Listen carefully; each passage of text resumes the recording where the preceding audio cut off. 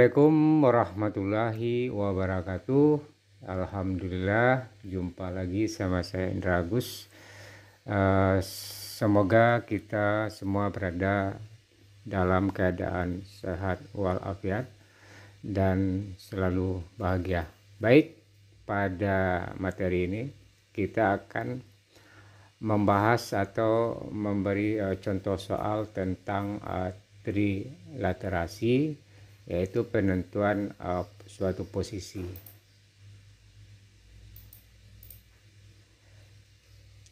Trilaterasi merupakan penentuan posisi suatu titik dengan menggunakan dua data jarak dari dua buah titik acuan terhadap titik yang ditentukan yang membentuk sebuah segitiga.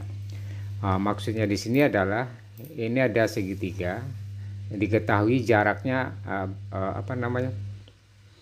diketahui koordinat di titik A, kemudian koordinat di titik B, kemudian jarak dari A ke C diketahui, kemudian jarak dari B ke C juga diketahui. Sekarang bagaimana kita menentukan koordinat di titik C? Maka di sini tidak ada sudut satupun, tidak ada beta A tidak ada nilainya, beta B juga tidak ada nilainya, dan beta C tidak ada nilainya. Maka di sini tidak ada informasi tentang sudut. Yang ada hanyalah koordinat di titik A, koordinat di titik B, kemudian jarak AC, kemudian jarak BC. Nah, yang kita hitung nantinya adalah menentukan koordinat di titik C. Jadi penentuan koordinat di titik C itu bisa kita dari titik A, bisa kita dari titik B.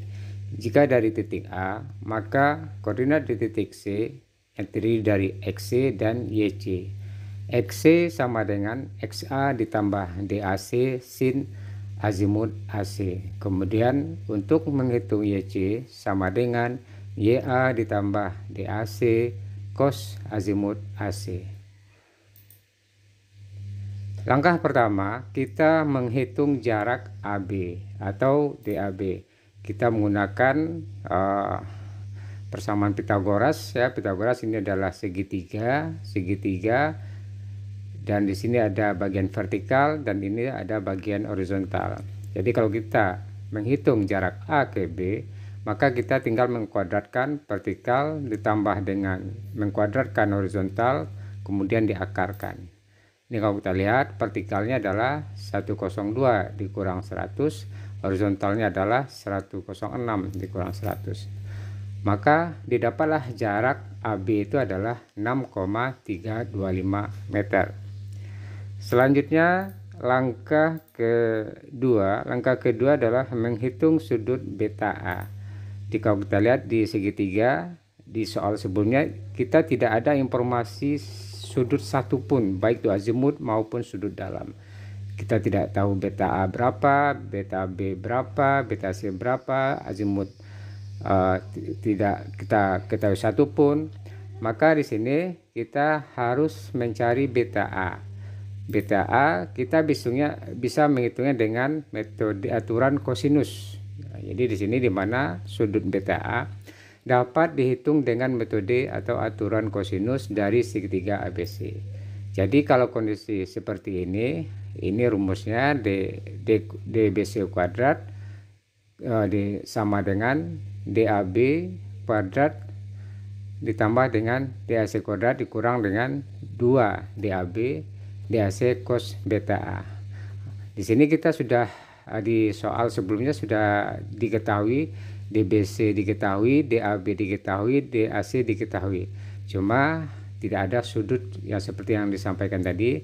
Maka di sini kita bisa menghitung sudut beta A. Jadi beta A dengan memasukkan nilai-nilai DBC, DAB, DAC, maka didapatlah beta A-nya 65 derajat. Maka sudut di sini adalah 65 derajat. Selanjutnya langkah ketiga dengan cara yang sama. Ini adalah menghitung ini salah nih ya, ini adalah menghitung DAC bukan azimut AC. Jadi menghitung DAC maksudnya bukan, ini adalah menghitung beta B ya, beta B kita menghitung dan dapatlah beta B sama caranya dengan langkah kedua, dapatlah beta B itu adalah 70 derajat. Ini 70 derajat, kemudian beta A tadi adalah 65 derajat. Berarti beta C adalah 180 dikurang beta A dikurang dengan beta B. Bagaimana cara menghitung beta C? Beta C dihitung dengan, yaitu karena segitiga sudut dalamnya adalah 180 dikurang dengan beta A dikurang dengan beta B. Maka dapatlah beta C itu adalah sebesar 45 derajat. Jadi kalau kita totalkan jumlah sudut dalam segitiga adalah 180 derajat. Kemudian selanjutnya kita menghitung, ini kalau kita lihat ada koordinat di titik A, ada koordinat titik B. Ini kalau kita tarik vertikal ini utara, ini kalau ini utara berarti ini adalah timur. Maka ada sudut sebesar A, kita menghitungnya, kita menggunakan segitiga ini. Ini adalah kita dengan trigonometri ya, tangen alfa, bukan tangen alfa ya, tangen A sama dengan sisi di depan dibagi dengan sisi horizontal. Jadi ini 102 dikurang dengan 100, kemudian dibagi dengan 106 dikurang 100. Maka dapatlah sudut A itu sebesar 18 derajat 26 menit 5,82 detik. Langkah ke-6 adalah menghitung azimut AC. Azimut AC dihitung, bisa kita hitung dari gambar ini. Kenapa? Karena ini adalah utara, ini adalah timur, sudutnya adalah 90, kemudian kita sudah punya beta A 65, kita sudah punya sudut A sebesar 18 derajat. Maka untuk menentukan azimut AC, ini garis AC, azimutnya adalah sebesar ini karena berpatokan dengan utara, arah utara. Maka alfa AC itu akan sama dengan 90 dikurang beta A dikurang dengan A. Maka dapatlah alfa AC sama dengan 6 derajat 33 menit 54,18 menit. Nah, ini kita sudah dapat azimutnya, kita sudah dapat tadi jaraknya diketahui dari awal tadi. Nah, maka sekarang kita sudah bisa menentukan koordinat di titik C. Jadi menghitung koordinat di titik C dengan titik acuannya adalah titik A. Maka XC sama dengan XA ditambah DAC sin alfa AC. Kemudian XC sama dengan 100, DAC tadi adalah 8,405 meter, kemudian sin azimut, maka didapatlah koordinat di titik C, bagian X nya adalah ini XC sama dengan 100,961 meter. Kemudian YC adalah YA ditambah dengan DAC cos alfa AC ya, tinggal mengganti dengan cos saja untuk yang YC nya. Maka didapatlah YC nya sama dengan 108,350. Maka kita sudah bisa menentukan koordinat di titik C dengan diketahui koordinat di titik A di lapangan. Kita berada di lapangan ada koordinat, kita berada di lapangan di titik B ada koordinat. Ada suatu titik yang kita inginkan koordinatnya, tanpa kita mempunyai alat untuk mengukur sudut, ternyata kita bisa menentukan koordinat di titik C. Kemudian koordinat titik C bisa juga kita menghitung dari titik B ya. Dari titik B nanti kita butuh jarak BC. Jarak BC itu sudah diketahui di data awal. Di data awal diketahui jarak BC, sekarang azimut BC yang belum diketahui. Sekarang kita penentuan koordinat di titik C dari titik B. Yang dibutuhkan adalah titik acuan, yaitu titik B, sudah ada koordinatnya, kemudian jarak BC, kemudian azimut BC. Nah, ini adalah untuk menghitung koordinat DC dari titik B, itu XC sama dengan XB ditambah dengan DBC sin azimut BC.